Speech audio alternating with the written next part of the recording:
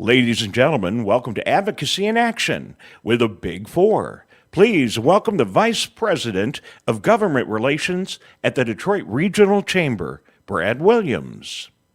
Well, good morning, everybody, and welcome to the second of our Advocacy in Action series of programs highlighting the work of our policymakers and their intersection with the priorities of the business community. Like I said, this is our second in this series, and we are looking forward to hosting the quadrant leaders, the state quadrant leaders here coming up. The Speaker of the House, Jason Wentworth, the Senate Majority Leader, Mike Shirkey, the House Democratic Leader, Donna Lazinski, and the Senate Democratic Leader, Jim Ananich, on April 30th. So please mark your calendars, plan on joining us. That's going to happen on April 30th. You can register right now at detroitchamber.com/advocacy in action series, and there's hyphens in between those words. So you can go there right now and register. We'd love to have you. I think that's going to be a really great program as well. You know, before I was privileged to be able to come work here at the chamber about 14 years ago, and I was a poor state employee who couldn't afford my own registration to the Mackinac Policy Conference, I always loved listening to the Big Four from the island on WJR. So getting to introduce this session is a really special treat for me today. You know, it's beyond trite to say this has been an unprecedented year. It's almost beyond trite to say it's beyond trite to say this is an unprecedented year. And our moderator, Cain, was saying while we were backstage that she moderated this group 14 months ago. It seems like 14 years ago at the Townsend Hotel. And it was a program I was able to attend. You know, it seems like forever ago, but it also seems like just yesterday. And I don't know about the rest of you, but I've been thinking about this a lot in the last year, that it disappoints me that I'm not going to be around when the best histories of this year are written. Because the students of every discipline are going to be studying the choices that we've made, both right and wrong, for decades to come. You know, when people study the last year in this region, what are they going to remember? Will it be that Michigan and Detroit were the earliest and hardest hit by this insidious virus, particularly our Black and brown populations? Will they remember that our state capital was an early indicator of the political turmoil that was to follow? Will they remember that after the first wave, our region banded together for much better health outcomes? Will they remember the uncertainty of the early vaccine rollout?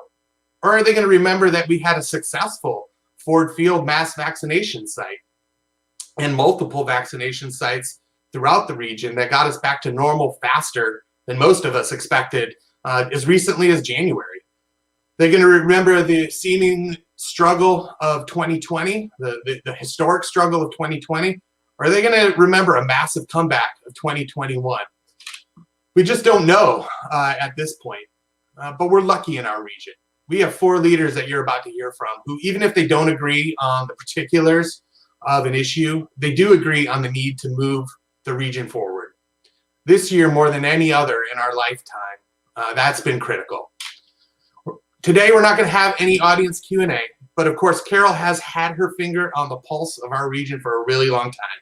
So I fully expect that she's going to ask every question you would ever have. So sit back for a few minutes and enjoy this program. Listen to what our leaders have to say, and just sit back and relax, and we will let you listen, and I will be with you again on the other side. Please welcome Oakland County Executive David Coulter, City of Detroit Mayor Mike Duggan, Wayne County Executive Warren Evans, Macomb County Executive Mark Hackel, and to moderate the discussion, senior producer and host of CBS 62 Michigan Matters and columnist for the Detroit Free Press, Cain. Thank you, Paul W., and thank you, Brad. And Brad, I want to thank your little schnauzer in the background. I think he was channeling Brooks there, stealing the show in the background as you talk. I don't know if you knew that or not, but I'm Cain from CBS 62, host of Michigan Matters, which now airs at 7:30 a.m. on Sundays, which I know my boss would want to mention. Brian Watson would want me to mention that. I know he's amongst the dozens and dozens of people and hundreds on this Brady Bunch event we're holding here with this little screen here with everyone on it. It's an honor to be here. I think if there's anything we can all agree upon is that this is such a unique time. And this forum will not be like the last one that Brad referenced, that it was the Free Press's Breakfast Club forum at the Townsend. And I know some of you were there, some of you weren't. So I know there's a couple pictures that we've got to show. Charlie, you're going to...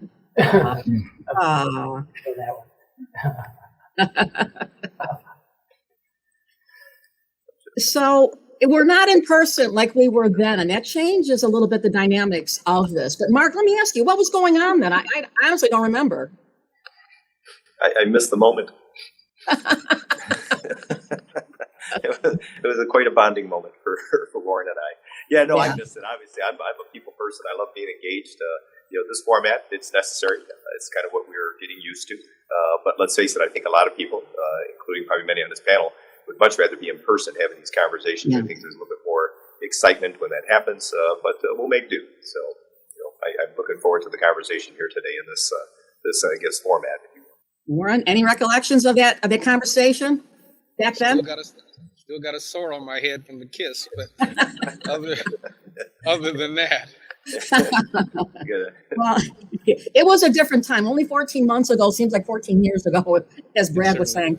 So this is, again, not going to be a typical forum. This is being done virtually, but there's been so much that has changed. Our world's been turned upside down by the pandemic, the economic fallout, and at the same time, the social uprisings and justice and things that have all come together for a perfection of three things coming together here.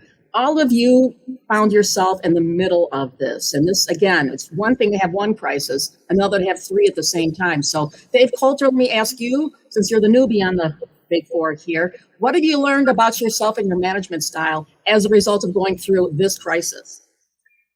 Well, Carol, great to be with you. A good question. And, I'll tell you, one of the things I learned is that I might be a disappointment at events like this, or to my friends in the media. I'm not nearly as entertaining or funny or as controversial as my predecessor. I'm purposely a lot more boring, but we put our nose to the grindstone and we just try to do good work here. And one of the things that I knew before, but I've really seen in this pandemic, is that collaboration matters. No individual can do something this large by themselves. It really does take a team effort. And we took that approach to all of our issues before COVID, but we've really seen this. We've engaged our nonprofit communities, our business communities, and I want to say our friends in the region. This has been an example of regional cooperation. Not only, I think, had the four of us been in contact, but our health departments are in contact on an almost daily basis, sharing lessons learned and data and best practices. And I think as a result, our region has done a better job because of that collaboration. And so I just have once again appreciated the outcomes that you get when you bring everybody to the table and you try to work through these things together. And so that's what I've tried to do in Oakland County. Mayor Duggan, your management style, what did you learn this past year about your style? Yeah, well, I don't think I can say any better than Dave just did. It's all about team. And when we got hit so unexpectedly last March, the way the healthcare systems came together with the philanthropic community and set up that huge testing site at the state fairgrounds, it had a huge impact on the dramatic reduction in COVID cases in the city of Detroit. And then on the vaccination side, it's been everybody pitching in together, and we just have to keep going. Wayne County Executive Evans? I think one of the things, and I'd be interested to know whether Mark had the same feeling though, but when the pandemic started, I think a lot of my former career training in law enforcement, particularly dealing with emergency situations, was something that was very common to me, very normal, something I tend to handle very well. And so the ability to pivot right and left and make quick decisions based on what's before me at the time, I think was extremely helpful, my management style. I also think that, the early testing is something that shows the cooperation and the collaboration of all of us together, because I think Mayor Duggan did a very great job of gearing up quickly and making testing available to those of us who were still ramping up and getting moving. And I think that's about as collaborative as you can be. And I'm eternally grateful for that assistance. And quickly, Mark Hackel, your thoughts on management style and how you have adjusted? Yeah, to follow up on Warren, no question about it. I mean, I think that background in law enforcement, you realize who the doers are and the people you have connections with, not only internally but externally. And to Dave's point, to Mike's point, that regional cooperation working together was truly important. Here in Macomb County, there was no politicization of the issue with municipal leaders, anyone. They all realized, okay, we all got to figure out how do we resolve this problem, and it was just a matter of let's get to it. And with that being said, you got to think about how far we've come. Early on, concern was PPE. Now we all have stockpiles of PPE. Trying to figure out what do we do with contact tracing, where we had very few people doing contact tracing within our health departments. Now there's multiple people that are doing it still today. Even testing. Testing was was something that people were looking for, trying to find it. Now there's many avenues people can get tested. And credit to Mike, when this early on, the concern about test centers brought us down to Detroit to have that conversation and say, hey, what about the state fairgrounds? And so it's an incredible direction that we've taken going through this. But if you look at the progress that we've made, and even this vaccination part, there is going to be concerns and hiccups and complaints along the way. But in reality, shortly you're going to see enough vaccination where people are going to be able to get it, at their local drugstore or pharmacy and health departments, and it's not going to be as big a concern. So we made it through every step of this. I think we're going to see a continuation of that shortly. Well, let's talk about the vaccines for a second here. We know there was a shortage early on, and there's been some stumbling blocks along the way, but it seems like it's starting to get out there. Let me ask you, Dave Coulter, are you getting enough vaccine presently to meet demand? No, but that's nobody's fault other than we just need to ramp up production at the manufacturing level. We could distribute more if we had it, but that's not a criticism. We're getting doses into arms just as quickly as we get them.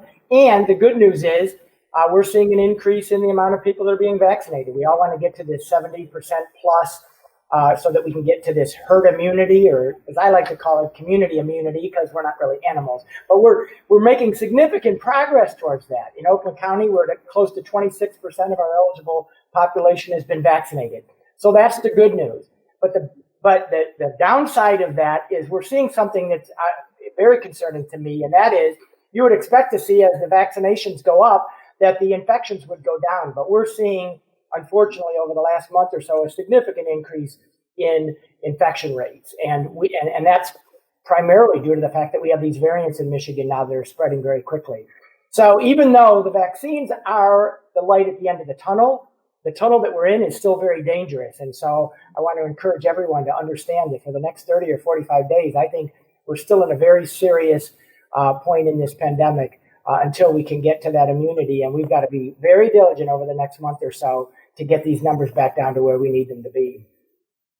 Mayor Duggan, TCF Center will be coming online, I think, in another week or two, as far as having people getting vaccinated there, at Ford Field, rather. How much of a difference maker will that be at getting more people vaccinated? Because I know a number of people turning on here, particularly, are waiting in line to get vaccines. They're scrambling. It's like almost as hard as getting tickets to a Bruce Springsteen concert, trying to get the ability to get a shot. Well, I think Ford Field is going to help for southeastern Michigan, and it's going to be for everybody in the state. And so I think it's a great step forward and gives people choices. But, at the city, we went from 5,000 a week to 15,000 a week to now the health department is delivering 30,000 a week. By April, we need to be up to 40,000 a week. And like all of us, we'd like to have more vaccines sooner, but we're ramping up to deliver them as fast as they come. Mark Hackel, the distribution, equity across the region, how's it looking in your neck of the woods there? Yeah, I always say, our potential is only limited by the doses we get and we're getting. So with that being said, we're averaging less than 10,000 a week. But again, if that's the direction that we're given, we'll get those vaccines out. We've made tremendous strides in focusing our attention on seniors. I mean, let's face it, 90% of the deaths were 60 and over. And with that, here in Macomb County, we've gotten 62% of those seniors taken care of. Pretty much all of the teachers that wanted the vaccine have gotten it, and we're almost done with all of our public safety. So again, the focus is I think Mike had mentioned, wherever there's an access point and an opportunity for people to get it, whether it's Ford Field, pharmacies working with local municipalities, if you have an opportunity to get on a list or find that vaccine, please do so. you can't just rely upon the health departments. They are doing the best they can, and if they were given more doses, whether it's Wayne, Oakland, Macomb, or City of Detroit, or anywhere else, they will get them out into the arms of the folks. So again, we're only limited based upon the number of doses we get, and we're going to continue to move forward and do the best we can with what we get. Warren Evans? Agree with what all three have said. Obviously, we'd like to get more vaccines, but we've really worked extremely hard with what we've had. In Wayne County, we've probably vaccinated more than 20,000 teachers. It's one of the areas, we're really concerned about. What people are concerned about is getting their kids back to school. And obviously, teachers need to be vaccinated for that to happen. So we have targeted, the county is big and it's not a geographic square. So it's a little bit of a challenge to get vaccines everywhere with what we have. But we worked very hard to do it. And I just echo, Dave's sentiments again, too. We're not, this is not over. We've seen a spike in Wayne County, too, in the last month. And so, people need to understand that this isn't over, and it will be over much sooner if everyone will just take a deep breath and continue to do the right things for the next couple of months. We still got a way to go, but we've done a good job. Well, which reinforces the fact that the vaccinations are so important in this battle against this disease. And Mayor Duggan, I know you clarified your thoughts about the efficacy of the Johnson & Johnson vaccine a few weeks ago. I had Alex Gorski, the CEO of the company, on the Michigan Matters a couple of weeks ago, who explained why the rate was different compared to the other two, but balanced up against each other. They're virtually all the same. What have you learned about not just the Johnson & Johnson vaccine, but just in terms of the importance for the community to be vaccinated here? Well, there's no doubt about it. And I should not have answered a question on Johnson & Johnson without having done the research. We hadn't had the Johnson & Johnson vaccines, and I was not nearly as well versed as I should have been. But I'm sure, as the person you talked to would tell you, that the trial period for the Johnson & Johnson vaccines was a far more intense infection period. It was in more countries with more variants, and it's not really fair to compare the outcomes. But it's very clear by now that the Johnson & Johnson vaccine is effective. The Moderna and Pfizer vaccines are effective. And in Detroit, we're going to be offering the Moderna and Pfizer down at the TCF Center, and we're going to be offering Johnson & Johnson at the Northwest Activity Center. We're going to be giving Detroiters a choice.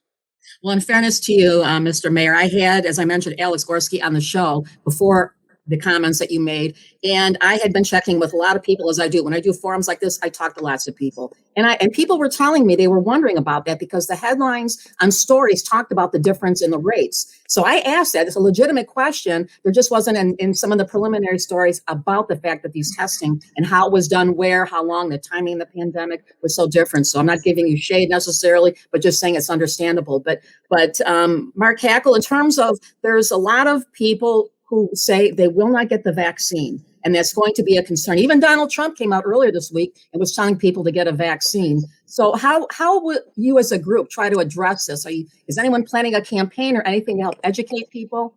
Yeah, I think that's the next phase of this. I think you're going to find out, that we're going to get through those that want it are going to get it. And then the question becomes, how close are we to, this community immunity, as Dave had put it. I like your terminology, Dave, as opposed to the herd immunity. But with the reality of that, are we going to get close to the 60, percent, 70%? And I don't know. Again, I'm not one of the experts, but I always say that's what people need to listen to, the experts, the people that are the scientists behind this, people that are medical professions, and your doctors. And so everyone needs to make sure that they are talking to their doctors, their family members, make a determination if this is fit for them, if it's right for them.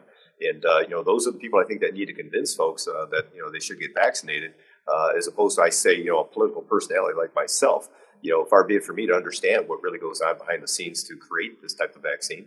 But also, I don't know or understand somebody's underlying health issues. And so they really need to start, if they haven't already, talking to their doctors and getting themselves prepared. So if they haven't already been allowed to get the vaccine, they're going to be shortly, and they need to be prepared to make that decision. So I think you're going to see a ramping up of medical professionals, as well as folks that are the doctors and the scientists behind this, really pushing to tell people, hey, it's safe, it's the right thing to do, and talk to your doctor, and you should get vaccinated. Anyone else want to weigh in on that? We'll move. You get asked an awful lot of times about pushback. I'm not getting a lot of pushback from Wayne County residents. Maybe they just aren't pushing. Maybe some are just not pushing back, not saying anything. But older people, to a person that I've talked with, are excited to get the vaccination, want the vaccination, and that crosses color lines. I mean, I don't see a distinction there. And I think as time goes by each week, and we see more people who are vaccinated, and don't turn green as a result of the vaccine or whatever concerns people have, then more people will come forward and get the vaccine. So maybe I'm missing something, but I'm not getting a lot of pushback about vaccines. Obviously, there are going to be some people who don't, and I'm not trying to be their parent, but I certainly want to make sure everybody that is eligible for a vaccine and wants a vaccine gets the vaccine. I would just add that, we saw from the beginning of this pandemic that one size fits all doesn't work. We know that certain communities were more heavily impacted by COVID, especially some of our minority communities and harder to reach communities, access to healthcare and transportation and the like. And so a one size fits all hasn't been our goal here. We've worked with our faith-based community to get into harder to reach communities, or maybe where there's more reluctance. And it's been very, very successful. So it's sort of funny to be sitting here talking about when we have such a demand for these vaccines, but we know that there is still hesitancy in some populations. And so we've leaned into that. We use some of our CARES dollars for a public education campaign, especially targeted to people where there may be reluctance. So it's something we have to consider, but it does feel funny now because I think most of us are dealing with how many people want the vaccine as opposed to those who are reluctant. All right, show of hands. Raise your hand if you've been vaccinated. Okay. All right. Let's move on. President Biden's stimulus package now is the law of the land. It includes a significant amount of money for local governments. Talk about, real quickly, I know you could go in about 15 minutes talking about each one. We'd only have limited time. How much money you're expecting and what you intend to do with it. And Warren Evans, why don't you start? We know the number is about $340 million, which is an awful lot of money. And we're still trying to put together a plan as soon as we know what all of the requirements are for its expenditures. But obviously want to continue down the same path that we've been before, which is helping our local businesses, helping our restaurants, doing the things to bulk up our health department so that if we ever have another emergency, we know where we are and, we hit the ground running. Even if some of the monies can be used for match for other infrastructure work and those sorts of things. So we're working at it to develop that plan. And all I can tell the citizens of Wayne County is it will be well spent on the kinds of things that will help stabilize Wayne County and move our economy forward. Mr. Mayor? Yeah, well, we're scheduled to get $880 million, which can be spent through now in 2024. So it's over a 4-year period. And of course, I was in Washington. I was actively involved in lobbying for the passage of the American Rescue Plan. I think it's terrific. The immediate thing it allows us to do is make up for revenue shortfall. So yesterday I announced that we're recalling 750 partially laid off city employees. So we are now going to be able to ramp back up to full city services, pre-pandemic levels. And just to give you a sense of this, we were short $180 million in revenue last year. And so the first thing that the money will do is fill in those holes so that services continue. And then, as I'm sure everybody else is going to say, we're waiting for guidance from the Treasury Department on the regulations. Does this have to be directly spent on COVID-related issues, or is it broader than that? But the money isn't going to come until May, and by then, I think there'll be guidance from Treasury, and then we'll all be able to formulate plans. In the city of Detroit, we're certainly going to have a community conversation about what money we do have available, what the legal parameters are, and once it's gone, it's gone. So it has to be spent wisely. Mark Hackel? Yeah, Mike's exactly right. I think you got a lot of people that are right now trying to figure out what they can do with the money, whether it's the legislative body or the executive branch. Everybody wants to get their fingers into this to make a determination. How do we best spend the money? But the reality is, you need to know what the parameters are. 152 million we got from the CARES funds. We were very strategic about that, getting it out, but there was a timeline on this.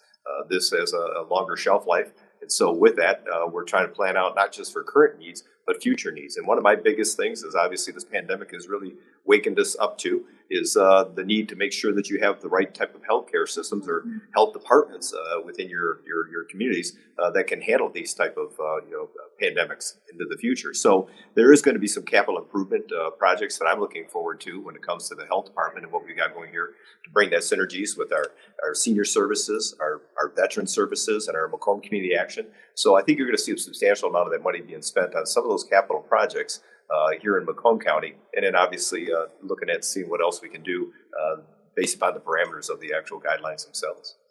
I'm not sure I heard you say, but I read it was 171 million is what you're getting out of this package. Yeah, 171 million is approximately what we're getting here in Macomb County. Okay. I also heard that your health department was accredited nationally again. What does that mean, and what's the advantage of that? Yeah, with a sense of pride for us. Again, when we look back about 3 years ago, we decided to go ahead and go for this accreditation. It's a very difficult thing to do, and it takes a lot of work and time. But I think the real sense of pride here is even during that process, a year into this pandemic, they didn't stop. They still went through the accreditation process, and this was part of the process itself. And to recognize, a health department as large as ours nationally, and to get an accreditation, probably one of the only health departments in the entire country that got that during this process. And there's never been such an accreditation awarded to this area, and so we got that, and it is a sense of pride for our folks working in there. It just basically tells the public here they're meeting the standards nationally and are providing a service to the public that they can be proud of. Dave Coulter? Oakland County is going to receive, I believe it's around $244 million. Part of that discrepancy versus some of my regional partners here is that we didn't have those budget shortfalls last year, and so, but it's still a lot of money. And last year we used some of our CARES Act dollars to support our local communities and our restaurants and the like, and they're going to get direct aid this time, our schools. So it's going to be an even larger amount for us. And so there's going to be some short-term COVID-related specific health needs that we're going to address and have some urgency around. But I agree with my friends on this call that this kind of transformational amount of money is going to really allow us to sit back and make impact. Figure out how we can, over the course of the next 3 to 4 years, really make an impact in some things that a lot of us have wanted to do. And so we're allowed to do infrastructure and transit and the like. And so this is also going to be, I hope, a regional kind of discussion. I know it is. Mark and I have already started to talk about this, but I want to see what the state is talking about in terms of their framework for spending this around infrastructure and transportation and the like, and see where we can align with that, leverage those funds, maybe fill in gaps, and also partner with our local communities. We're going to have conversations with our local communities about what their needs are. And maybe within certain buckets, we can help incentivize or match some of the programs that they want to do. So this is truly a once in a lifetime transformational amount of money. And I think we have to maximize our impact with it to make it the greatest investments that we can make. And I think going back to the collaborative thing, if we do some of these projects together, we'll be able to leverage that to make even greater impact. Well, Dave Coulter, Mark Hackel, you mentioned talking about this and consolidating and doing something regionally. You want to elaborate here? You're amongst friends here on this call. You want to elaborate a little bit about anything specific that you're talking about? No, just generalizations. I mean, obviously even Warren and I, we've talked about some of this stuff. We do work with our locals, and again, that we have it with the CARES funding, with our schools, local municipalities. This will be a bit different. And what Dave was talking about, the collaboration part of that is they're getting money too. A lot of these local municipalities are going to be getting money. So the question becomes, we don't want to use money that's going to be wasteful. Is there something that we can kind of work together on, whether it's some type of a above ground, if you will, construction project, or if it's just money to help deal with some of the issues with Macomb community action. So we're going to leverage that. And again, not so much just within our own jurisdictional boundaries with our municipalities, is there something we can do across jurisdiction too. So again, the details will have to be mapped out. We have to look through that, but we're already talking as to some of the possibilities that might be coming about with that funds that we're getting. The other thing that's come out of this past year is the economy has been devastated in so many different ways by the pandemic. Certainly across the region, it's been felt everywhere, but particularly amongst the commercial real estate market, which impacts so many other industries. What's happening in each of your areas? And Mr. Mayor, let me start with you.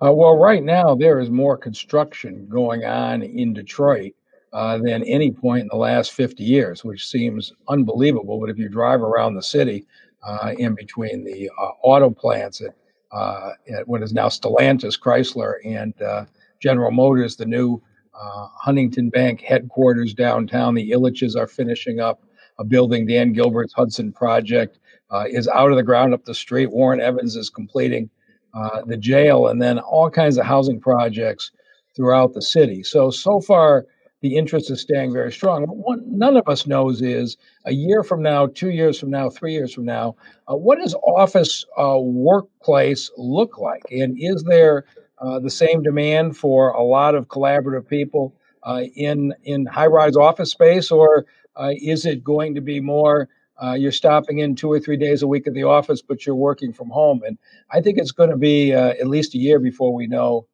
the answer to that. But so far, at least, the construction in Detroit is still booming. Mr. Dave Coulter here. I know in your neck of the woods, I look, for example, at a place like Baco's restaurant on Northwestern Highway, because so many offices are basically not going to office. Restaurants like Baco's and Fishbones and others, their lunch business is gone, and with the 50% capacity, it's just being hard hit. So what's the commercial real estate market in your neck of the woods looking like? You know, Carol, I remember a year ago, after the pandemic started, a lot of us were talking about what will the recovery look like, right? Will it be a U shape? Will it be a V shape? Will it be a W shape? Will it go up and down? But I think what we've seen now with some perspective a year later, a lot of economists talk about it as being kind of a K shape. So in other words, there are some segments of the economy and some industries that have come back very strong, are back to where they were pre-pandemic levels, or almost that much. And then there are others that have been hit harder and have not gone in that direction. You talk about restaurants and retail and small businesses and the like. And I think it's a question mark, and I think the mayor is right on about office and commercial space. What is that going to look like? I don't think we know the answer to that yet. But we know, again, it's not a one-size-fits-all. There are going to be some industries that are just going to be back. And so part of what we're going to study when we look at these funds that we're getting from the feds is what are the industries that are going to need some extra support? Where is the challenge going to be? We know it was restaurants last year. We know it was retail, but they're also getting additional funds this year. So is there more we can do in that space, or are there places we need to lean in on? But this is going to be a very uneven recovery. We've already seen that. And we're going to have to be mindful of that as we navigate getting out of this. Mr. Macomb, County Executive, how are things looking out in your neck of the woods there? But I think we can't dismiss the fact that even internally, we've talked about this, Warren, myself, and Dave. Mike is in a bit of a different situation with the size of his municipality or community that he oversees. But what we're doing internally is no different than what we're seeing in the private sector. So you're going to be looking at a workforce that's far different than what it once was. And so even the need for space that we currently occupy or have is going to be a question too. So remote work is going to be something that's kind of a move into the future. I don't think it's just going to end after the pandemic. I think we're going to continue to figure out what are we doing internally as well as kind of keeping an eye out externally of what's going to be going on. So again, things are going to change. The question becomes how do we make it for the better as we start to go through this and make it more cost effective? And Warren Evans, outside of Detroit, what are things looking like? Yeah, I think I echo the same sentiments that everyone has. I mean, for us, building projects have continued on and actually grown. I mean, we're getting more new business applications now, believe it or not, than we were before the pandemic. But how the commercial space shakes out, I don't know. I mean, I've learned a lot just with the county about, I have some employees that I wish they'd stay home forever. I mean, their productivity has been tremendous because it allows them to balance family, work, and a bunch of other things together. And there's some others that I'm going to have to put a choke collar on and pull them back because they need closer supervision. But I mean, it's a different sort of thing. So I don't know how that's necessarily going to shake out. it certainly affects our small businesses in terms of what's the walk-up traffic going to be, what is it not going to be. We've been really committed to trying to help in the county, both in Detroit and outside, to provide resources for those smaller businesses that we know don't have the backup capital, don't have the sustenance to necessarily ride this out. And we're hoping that many of them will be able to survive. The reality is some will, some won't. But the challenge for us is to make sure that we support businesses, big and small, but particularly assistance to the smaller businesses. So I think we're about a year away from knowing really how this is going to shake out. And I'm not so sure I'd want to have a ton of commercial real estate at this point in time, just because until we know, landlords have also been catching it there. It's not just everyone else, but businesses have been catching it on the rent side and the lease side and those sorts of things. It's no small issue, but we're trying to be all over it.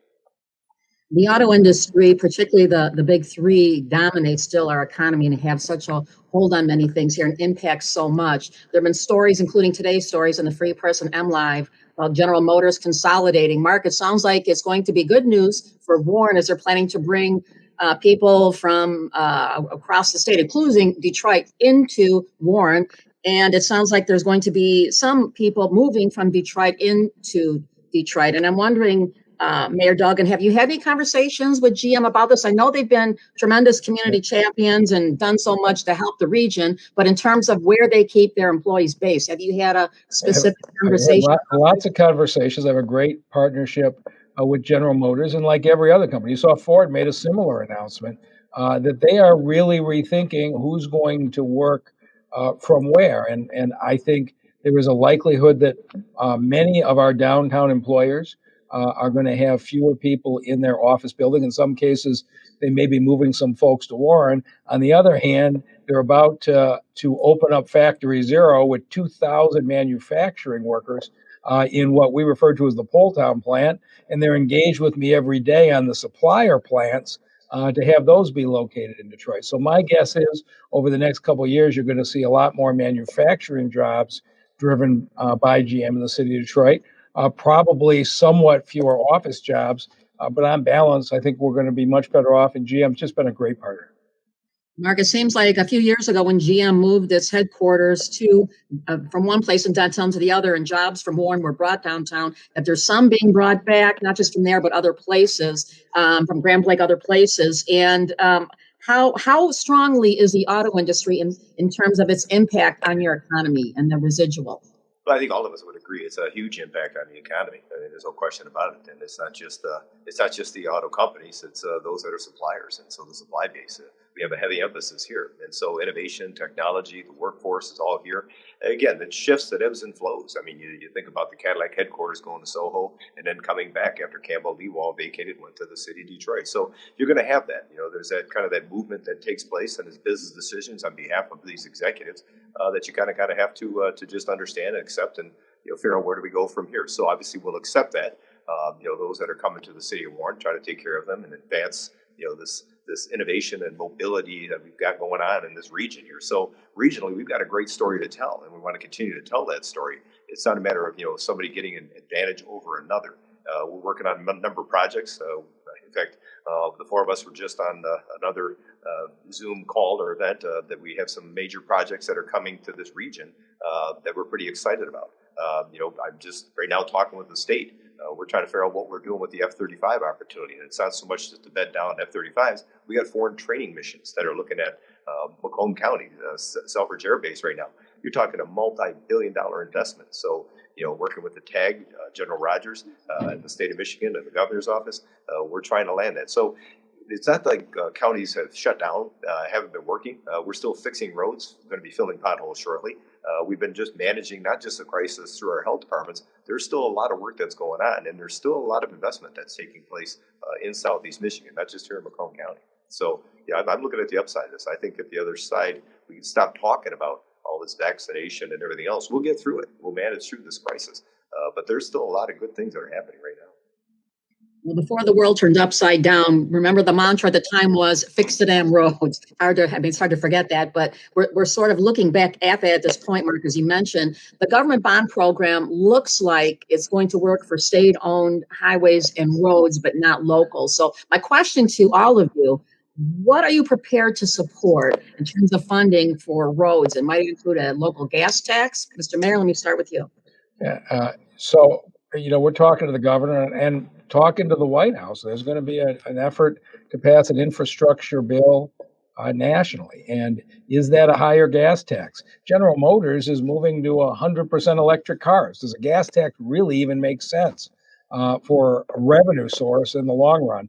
And so these are conversations that we need to have with our legislative leaders in Lansing and the governor, and also our representatives in Washington.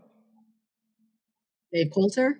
Yeah, I agree that there's a potential for an infusion of money around infrastructure, and that'd be really helpful. Part of what's been sort of frustrating to me as I've listened to the discussion over the years is everybody wants to fix the damn roads, but then when you give them a choice of the various funding options, nobody wants to pay for it. And we've got to be honest about the fact that somehow we're going to have the revenue. And so I agree that the gas tax might be a problematic long term with the electric vehicles. But somehow, if we're going to, when I was mayor of Ferndale, we fixed our roads, but we put a millage out there and passed bonds to do it. And at some point, we're going to have to pay for it, and we're going to have to be honest with the people of our region and the people of the state that it's going to take an investment. And I'm intrigued by the idea of maybe a regional way to do that, where the money stays in the regions. We've been a donor county in Oakland County for a long time when it comes to infrastructure. More money leaves our county than comes back in, and so I'm open to some kind of a regional or countywide approach to keep the money here. But we got to fix the roads, but we got to be honest about the fact that it's going to take an investment. Mark Hackel? Yeah, again, the conversation, everybody keeps talking about fixing the roads. It's not about fixing the roads. It's about fixing the funding. There isn't a road that they can't fix in Wayne, Oakland, Macomb, the city, Detroit, if we have the proper funding. Mountain Road is a prime example, one of the worst roads highlighted during the pothole season. And the question was, where do we come up with the funding? Well, we're going to be doing the bid letting coming up in another month here to completely it's going to be transformational what happens to Mountain Road. We're able to shore it up with the news that we got some money out of the federal government, $100 million, probably the most ever allocated for a local road project. But once we got the news that we're getting this $100 million to kind of take care of half of that cost, we figured out where the rest of the money was going to come from. And we know we're going to fix one of the worst roads, yet one of the most economically advantaged roads when it comes to looking at the economy in Southeast Michigan. And so with that being said, once we knew we had the funding, we're going to be able to fix the road. So it's not about fixing the roads. It's about fixing the funding. And if we get an honest conversation, whether it's from the legislature or the governor's office that says, listen, we're just not able to come up with a funding a plan for you, then at least tell us that so we know where to move forward next. If we've got to try to figure out how do we talk to a commission to put a millage together or do something through the Tri-County area, we just need an answer. I mean, it's been dragging on for too long. And again, our road departments keep saying, give us the money. We'll fix every road and every bridge in this entire Southeast Michigan. But we need to know what direction we're going so we can figure out where the funding is coming from. Warren, anything to add? Yeah, I think Dave's absolutely right about, we don't know what the public's willing to support in terms of bigger infrastructure issues. The regionalization is certainly something that we need to look at. And also internally, we got to do the best we possibly can with the resources we have. In Wayne County, we put together a 10-year plan and study to figure out how best to deal with the roads that we have. I mean, we've, through lack of funding, and I think this is regionally over many, many years, we've been in the position of patching the worst road or resurfacing the worst road, which is the most costly expenditure you can have when you're doing that. And so this plan is helping us to figure out what maintenance we need to do to those recently fixed so they don't deteriorate to that point, and figure out just what segment of our plan needs to be reconstructing, terrible condition roads, resurfacing those that are better, and kind of figuring out a way to move forward so we're not spending good money after bad, patching and dealing with things that a better system would create for us. And so, it's almost like transportation in many ways. I mean, it gets down to the dollars, and it's different than transportation in that everybody uses the roads, but still the desire to pay for it is not there, and so we just got to work at it internally, do better with what we have, and work regionally to try to get as much money in as we can to do what's necessary. I mean, Wayne County's got the oldest infrastructure in the state, more bridges, more. I mean, the cost of dealing with those is not something that local property taxes is ever going to cover. We are getting short on time here, so I'm just going to ask you for some really quick answers on a couple of questions. 14 months ago, when we were together on stage at the Townsend at the Free Breakfast Club, the topic was regional mass transit. On the heels of everything going on here, where does the effort on regional transit stand on your post-COVID priority list? Mr. Mayor, let me start with you. High, low, middle? It's transit is always important, and I think Dave Coulter's leadership is going to put us in a different direction, but we got to get something that works for all of us, and I know that we'll be working on that. Mark Hackel? Yeah, I look forward to working with my counterparts. So, I don't think it would be highlighted any more than what we just seen with this pandemic. I mean, the smart transit system here in Macomb County, we have fully connected communities. There's one community that has an opt-out, and they have been an incredible resource and asset to help transporting folks that are elderly population, as well as those that now have disabilities that we've allowed into this or have access. Boy, I tell you what, they're a great partner. They're a great system. And again, if there's a need to help, our regional partners to try to grow that smart system in and around their areas, we stand ready to do that. Warren Evans? Need to continue to talk about it and work on it. It affects so many different things with job creation and a number of other things. And I don't know what the vehicle needs to be either, but I mean, the problem certainly is a lack of mobility hurts all of us in terms of filling jobs and creating the kind of economy and movement that we want. So we just need to keep talking about it and try to figure out where we can, if it's got to be patchwork, let it be patchwork. I mean, we have for years talked about a system which has a significant price tag, and maybe something short of that can be helpful in the interim. Dave Coulter, before the Breakfast Club, you got together with your colleagues here. You were new to the group after Brooks's passing. You made dinner. You got familiar with each other. You talked about mass transit. How do you look at this whole conversation right now? It is still a priority for me to do transit. Like Warren said, the reasons that we thought it was a good idea a year ago remain. Nothing has changed. If anything, some of them have been magnified. COVID has sort of put it on a little bit of a back burner because that obviously had to be the priority. But we also have opportunity here. We have now a president and a secretary of transportation who are committed to transit and transit dollars and the like. And if we can get a plan together to put before them to get those federal dollars, to leverage those dollars, I think we have another opportunity at this. So it's something that I'm still very interested in. Our business community and our residents are still very interested in, and those conversations will continue, and I'm happy to be a part of those. It's still a high priority for me. I'm going to ask for a one-sentence answer from each of you. I would ask you, as you look at the rest of 2021 and how this year is going to go from your perch, from your respective municipality, how would it be? And Mr. Mayor, let me start with you. City of Detroit's going to reopen. Thank you for this. You're so brief. Thank you. Warren Evans? Wayne County is going to move ahead and continue to improve its services to its citizens, and nothing's going to slow that down, pandemic or not. Mm-hmm. Mark Hackel? I just, again, I try to tell everybody, make Macomb your home. But the reality is, when you stop and think about this pandemic here, you couldn't be more impressed by the way people have come together to work together, try to put their differences aside. And we just got to get past the politics, I think, sometimes, and, just move forward by being real about the issues. Dave Coulter? I think by the end of the year, you're going to see that we're not just surviving, but we're thriving. I really am optimistic about how we can get through this. But there's going to be some areas that we're going to really need to lean into.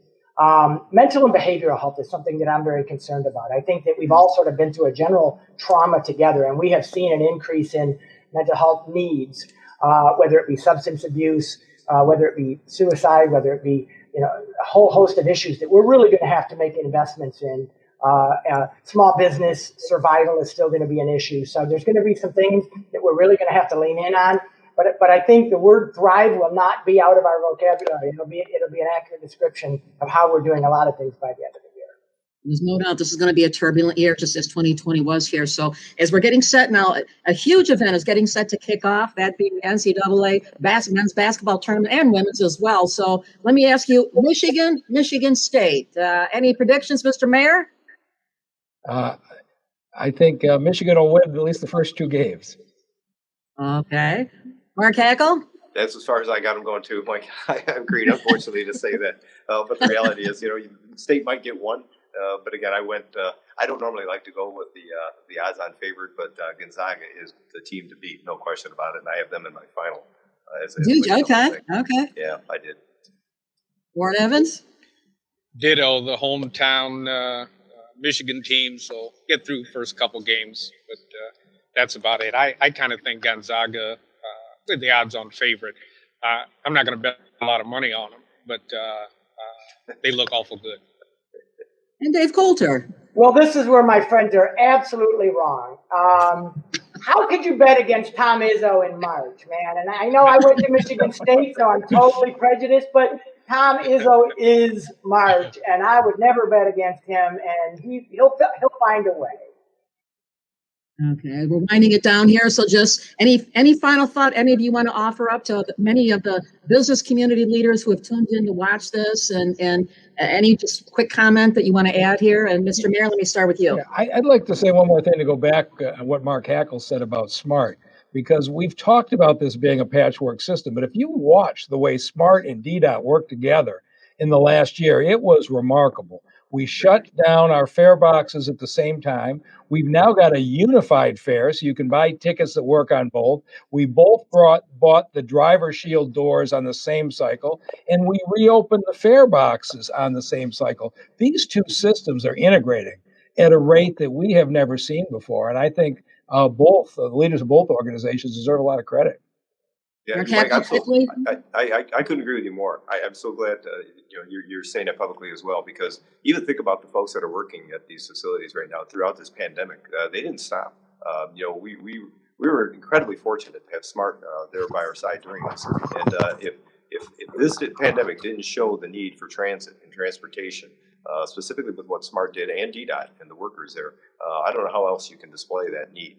And so with that being said, I think there is an opportunity to figure out how do we grow, the systems we have, because we do have good systems, and maybe just kind of move into it progressively, like Warren had mentioned. So, I'm glad you said that, Mike. You're 100% right, and I think both systems deserve a tremendous amount of credit. Dave Coulter, anything on this or anything else we've talked about, or even off something totally different you want to just mention in closing? Well, you mentioned the business community, and I think there's a perception that they've been difficult during this past year, and they've had huge challenges that they've had to navigate. But I will tell you from my perspective that the business community in Oakland County has been a huge part of why we've been successful. They've been at the table with us. They've helped us navigate this. We didn't debate or negotiate the health orders, but within those, what can we do? And so our business community stepped up, and they converted from manufacturing other things to PPE. They worked with us in terms of how to get through the health orders. They gave me great advice and wisdom as we've gone through this. And I've just appreciated, I talk about Oakland Together, but a big part of that has been our business community, and they've been a great asset, and I've appreciated them. Hey, Carol, not to follow up on that, I got to tell you, most of the businesses, and I got to believe in the Tri-County area, Detroit included, is, they wanted to be a part of the solution from the onset. It wasn't about being punitive and trying to figure out how do you get heavy-handed with them. They wanted just to understand, what is it to keep themselves safe, how do they keep their doors open, and we were able to work with them and manage through that. So, we weren't punitive by any means with our health department, and going in there, we would, give them some corrective actions or opportunities and, work with them. But again, all of them wanted to make sure their patrons were safe, the people that were visiting their stores, their employees, as well as themselves. And again, credit to them. I mean, it's been a challenge for them, but many of them have been very supportive and wanting to try to figure out how they do it and do it the right way. Warren Evans, you got about 30 seconds to take us to the end of the show here. I think we have a great opportunity for alternative energy issues and to think about them in our region. We have a former 2-term governor who is the Secretary of Energy. And I think there's some tremendous opportunities there, and I hope we as a region don't miss out on those. We need to really look at that. That's something that would be really important for our region and for Michigan. I want to thank you, gentlemen, for joining us. I also want to thank the Chamber and Sandy and everybody else, Tammy and Brad, everyone else here, and putting these events together. It's so important to keep the conversation going at this critical time. So we'll wind it down from here. Thanks Carol. again. Thanks, Carol. Thanks, Mike. Dave. Warren. Please welcome back Brad Williams. Carol, thank you so much. Mayor Duggan, County Executives Hackel, Evans, and Coulter. Just so you know, Carol, I have an all Big Ten Final Four in my bracket. I also wanted to thank you for drawing attention to my dog Turtle. And a pro tip, before you name your dog, think about what you're going to be yelling through the neighborhood as he gets out. We didn't think about that before we named our dog Turtle. I don't want to say he wasn't riveted by the conversation, but he just turned 14. And as you saw him to enter my office, he proceeded to do what he does best, which is snore through my virtual meetings. But don't take that as an indictment of your moderating skills, Carol. He would snore equally loud if Chuck Stokes had been moderating too. I missed seeing a kiss being exchanged on stage, but I really did enjoy the program. It really is thoroughly refreshing to see for the business community, our elected officials whose only interest is getting work done on behalf of their constituents and not letting the politics get in the way. Our residents and our businesses can be confident that we're in good hands when we start getting back to something different. You know, I'm going to take this time and add a few plugs for some chamber-backed initiatives. As President Reagan said, I'm paying for this microphone, so there's a few chamber-backed initiatives that I want to put some plugs in the advocacy space to help our businesses get back on their feet and moving again. First of all, we know that businesses, small and large, have been facing declining customer bases and increased supply for costs for PPE. The state of Michigan's seen exploding receipts in sales taxes from all the Amazon boxes that have been showing up on our porches these last 12 months. And the least we can do is let our businesses get a credit for the sales tax they paid on PPE since last March. So the Chamber's been leading the way on a package of bills to do just that. Second, the Chamber is leading and encouraging the legislature to renew the Good Jobs for Michigan program, which expired at the end of 2019. The program is Michigan's flagship economic development incentive. The legislature and governor let it sunset, and it got lost in the COVID shuffle, as a lot of things did. But we need to bring it back to help us rebuild in 2021, and we're encouraging the legislature to do just that. Finally, now's the time for us to get serious about infrastructure. And I know I sound like a broken record when I say that, but we heard a lot from our guests talking about that too. Not just our roads, though when we start returning to the office, we're going to realize that the damn roads haven't been fixed yet. But we need to fix water mains, sewers, broadband, which we've all learned about in this last year, and transit. We can do this in several ways. We can support local revenue options for transportation, but also working closely with our congressional delegation, as was referenced earlier, on the next round of federal spending in an infrastructure bill to ensure that we're spending smartly, wisely, and that we're doing it in Michigan. So there's a lot of work left to do. As I mentioned earlier to open the program, remember this is the second in this series. We've got another program coming up on April 30th. That's going to be featuring our state quadrant. That's the Senate Majority Leader, Mike Shirkey, the Speaker of the House, Jason Wentworth, the Senate Democratic Leader, Jim Ananich, and the House Democratic Leader, Donna Lizinski. Again, that's on April 30th. You can register right now at DetroitChamber.com/advocacy and action series. There's hyphens in between advocacy and action series. It's going to be a great program. I'm sure there's going to be a lot of room to discuss, the budget, the state of the relationship between the legislature and the governor, the state's role in the economic recovery. So we're looking forward to seeing you then. We hope you'll join us. But thank you for joining us today, and I hope you enjoyed the program. Have a great afternoon.